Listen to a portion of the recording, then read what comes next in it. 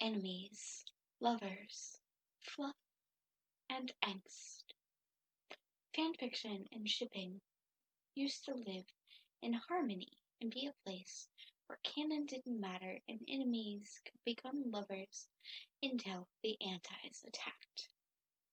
Hey guys, it's Kay, and sometimes, right when I'm trying to fall asleep, my thoughts get clogged up with all kinds of weird things. Sometimes it's pop culture, sometimes it's IRL, and sometimes it's that time that I kissed my best friend in junior high and realized that I was bi. But that's a story for another day. Most people tend to just be able to deal with those thoughts and fall asleep anyway. Or if they can't, they keep a journal by their bed so that they can write down those thoughts. But me, I'm way less functional. So I'm going to share my sleepy thoughts with strangers on the internet. I've got my pillow here, and yeah, I'm just going to talk about whatever I want to talk about. So if you'd like that sort of thing, go ahead and subscribe, because I have a ton of thoughts on a lot of weird subjects, and maybe between me and you, you can finally help me get some sleep. Tonight's thing is Zutara, or Zuko and Katara, a ship or relationship between the characters Zuko and Katara from Avatar: The Last Airbender. Now, I'm going to assume that you know what Avatar: The Last Airbender is. I mean, how could you not? It seems to be kind of facing a bit of a renaissance right now, with it being back on Netflix and it being the perfect time to watch a fantasy escapist show, and with it getting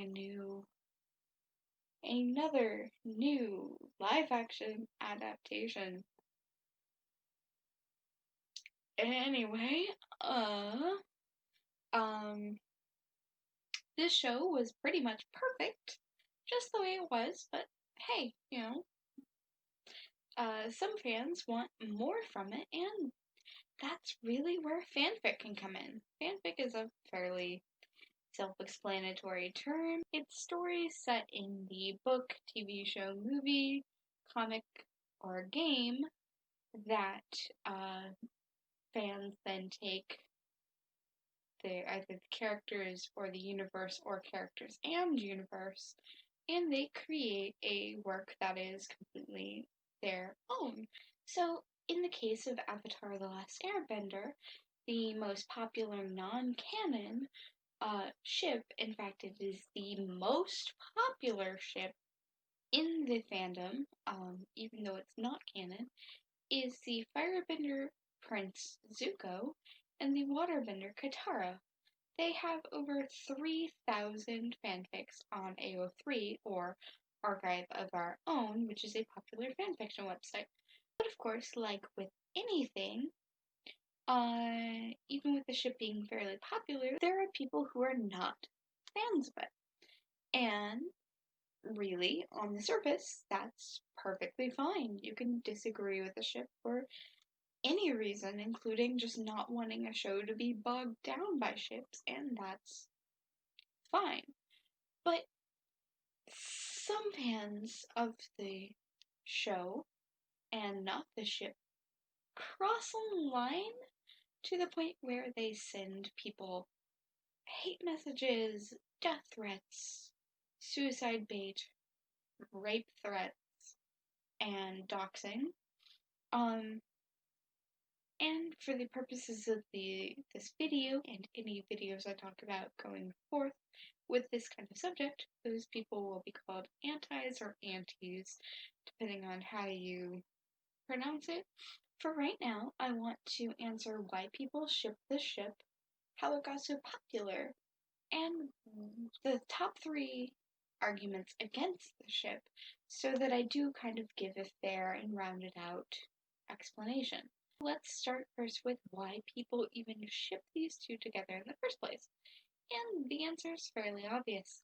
Opposites attract. They're literally fire and water. It'd be really cool if I were a better editor and could make those two things appear in my hand, but I probably will not.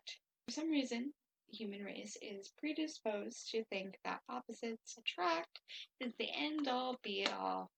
For some reason, the human race is predisposed to think that opposites attract is the end all be all. So a lot of popular ships tend to follow this trope. In fact, this ship is a starter ship or first ship for a lot of younger fans. It was one of my first. It was a lot of my friends growing up because we were growing up in the demographic when this show was first releasing. It is now the first ship for generations to come because it is so trope filled, which makes it easy for the brain to connect. Oh, these are things that normally couples in movies do. These two people must be a couple. Another popular trope is similar to opposites attract, but the ship also shares, which is enemies to friends to lovers. Zuko starts off hunting the Avatar, which Katara is traveling with. He kidnaps her to set a trap for the Avatar, but he later faces what we all have to face someday: personal development. He starts to learn what it means to be a real human, and he wants to make amends and join Team Avatar. So here in the canon source material, we have our first and second steps already checked off the list. They start off as enemies, they turn to friends, and things even start to take a turn for the romantic throughout the series after they turned friends. When Katara and Zuko end up becoming friends, and the journey from enemies to friends, they start to save each other and heal each other. And I don't just mean that time in the cave where Katara wants to heal Zuko's scar. I also mean that they heal each other's mental wounds as well. And they also take a step towards the romantic when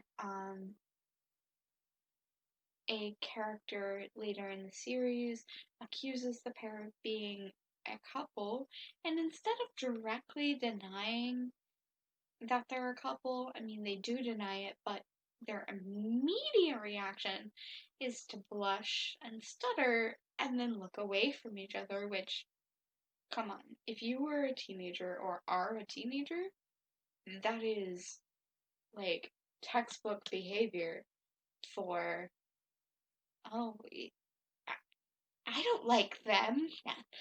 No, I don't. Do they like me? I can't look. Other instances of Zuko and Katara showing that they could be each other's emotional oasis occur throughout the entirety of the series. In fact, the ship is practically spoon-fed to the audience. That's some delicious ship. I'm cutting that joke. Okay. All of this ship baiting starts all the way back in book 1 or series 1, season 1, depending on what you want to call. When they start off as enemies. Zuko wants to make Katara see him as a human and not a monster with a scar. In the episode The Waterbending Scrolls, where he tries to reason with her, he appeals to her, trying to show a more softer side and more human side by explaining to her that he's only doing what he's doing so that he can restore his honor and go home. He's trying to relate to her and say, not in so many words, I just want to go home. Don't you just want to go home too? Later, during a duel, Zuko fights a little unfairly to gain the advantage, and when the pairing meet a second time, he offers to duel with her again, and this time uh, he does this trying to want to appear worthy of Katara, even if they're adversaries. Now, keep in mind that I'm using the word duel here and not fight, because a duel means there are clear defined rules and that the adversaries are showing respect for one another. So that's just an interesting point to bring up. An episode that stands kind of as a crossroads for the pair is ironically called The Crossroads of Destiny. Zuko ends up apologizing to Katara for the death of her mother, which was the fault of Fire Nation, the same as the death of his mother was the fault of the Fire Nation. And so they start to lay down the groundwork for Book 3, the episode The Western Water Temple, where Katara accepts Zuko as a friend and starts to accept him as part of Team Avatar. I could keep listing all of the moments the writers included that are shippy, or I could just tell you to go watch the episode The Southern Raiders. Go on, I'll wait.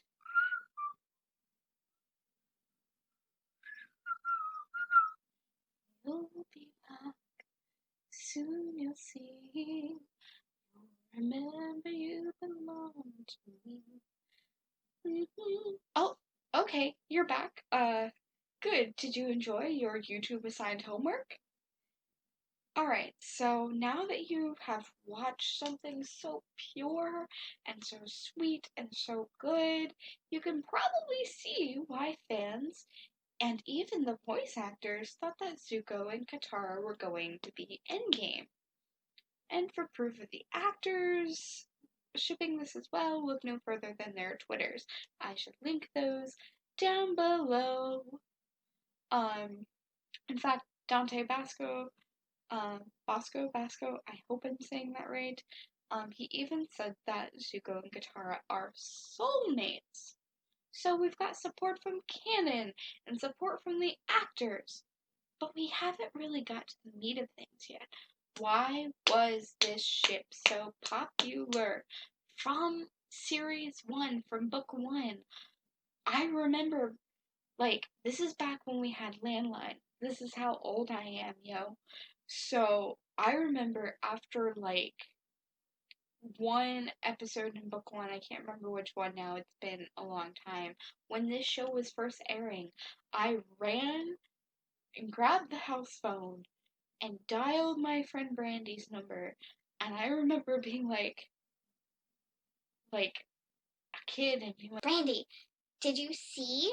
And she's like, yeah, I just watched the episode. It's so good. I'm like, no, it was good. But did you see? Prince Zuko and Katara are going to kiss. So besides the emotional support that I touched on before, there are lots of other things that appeal, as well as Zuko and Katara both having a darkness that stems from both of their traumas. And the rest of Team Avatar want Katara especially to suppress her anger. Aang even goes as far as forcing Katara to forgive the man who killed her mother, without really even allowing her to feel hurt or upset, and he makes her repress her issues instead of the more healthy human option of letting her feel her feelings, allowing her to feel her anger, and maybe coming to the conclusion of forgiveness. And there is a quote in the show during this episode I'm referencing where she says, I don't, please don't quote me on this, but it's something like, I can't forgive him, but I am ready to forgive you. And the you here is reference to Zuko. Take that how you will. But Zuko, on the other hand, as opposed to Aang and the rest of Team Avatar, He understands that anger and hatred, even, and darkness can come from this trauma, and he allows her to feel it because he feels it too. He does realize also that he shouldn't be fueled by hate and that she shouldn't be fueled by hate, but he does understand that that's a natural reaction to the situation that she's going through. And when he learns about Katara's mother, it would have been really easy for him to make the moment either about himself, compare traumas, or even force a bonding moment between the two. But he doesn't. He just simply says, I'm sorry. That's something you and I have in common about his losing his mother to the Fire Nation as well. And he even encourages her to feel her own emotions and grieve, which is something that kids' cartoons don't really tackle, and it's something that a more emotionally mature character can lead another character into doing. With all of this evidence and support, why do people not like this show? Well, I've done some research on this on social media, talking to friends, on comments on YouTube, etc. And I kind of think I've narrowed down the top 3 arguments, so I wanted to cover those arguments. But again, because this is a positivity video, I'm going to keep the arguments to a minimum, and then I'm going to have my rebuttal to them. Now, once again, I just want to make this known that it is completely, and I mean completely, okay to dislike something. It is okay to find something just squicks you out. Now, that's an old internet phrase that a lot of people just won't understand or remember. God, I'm showing my age. What is wrong with me, guys? Okay, moving on from my existential crisis here. Told you I'm tired. Alright, so straight talk, you guys, for just a moment. If you are someone who has ever sent or ever thinks about sending violent threats, suicide bait, death threats, or threats of any kind, or cruelty of any kind to someone over fiction, first of all, you can get the fuck off my channel right now. Alright, now that the assholes are gone, this is also the moment where you lose any ounce of me taking you seriously, or really anyone taking you seriously. Because what you're really saying is, I don't like this, it makes me uncomfortable, and that's your problem. Which it isn't. It isn't any author's problem that you can't handle a piece of fiction. Please go back to school and take a literature class. Thanks. From every author, writer, director, actor, artist, etc. ever. The thing is, fictional characters, fiction, not real, cannot actually be harmed. You don't cancel Stephen King for writing It, which is a lot darker than the movie It.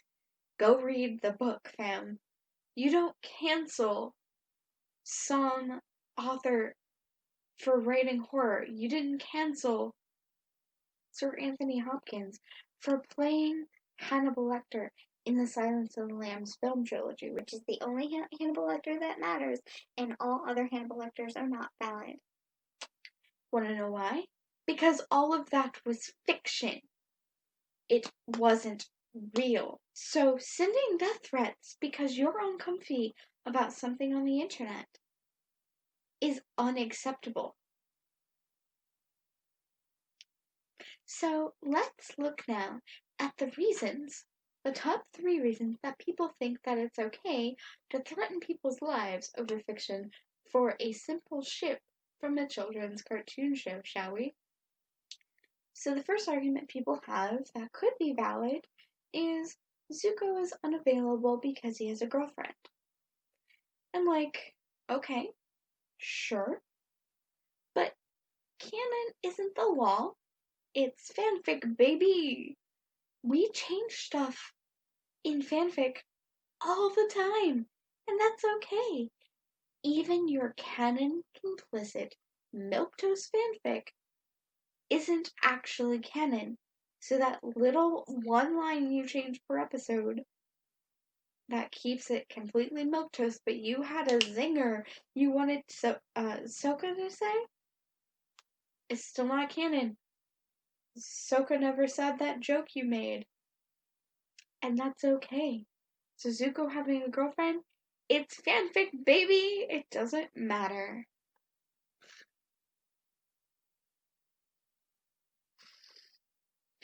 Alright. The next one is Zuko is older and age gap is bad. But Zuko is 2 years older than Katara. Katara is 2 years older than Aang. And my partner is 3 years older than me. Now, that last one doesn't really matter, but are you sure the age gap is the real problem here? Especially when a lot of you ship Katara and Aang, but you don't ship Zuko and Katara for the same age gap. The last of the top 3 arguments is that the ship is not progressive enough because it is straight. And I'm sorry, but you're biphobic because all the characters in Avatar are bi. Duh. No, that isn't canon, but again, it's fanfic, baby! If I want to say that literally every person in Team Avatar is bi, then they're bi. Because guess what? I have that power. I can go write that fic right now. Alright, let's bring it back down. So, those are the top 3 arguments that people justify threatening others' life over fiction for. And those are my responses to those arguments.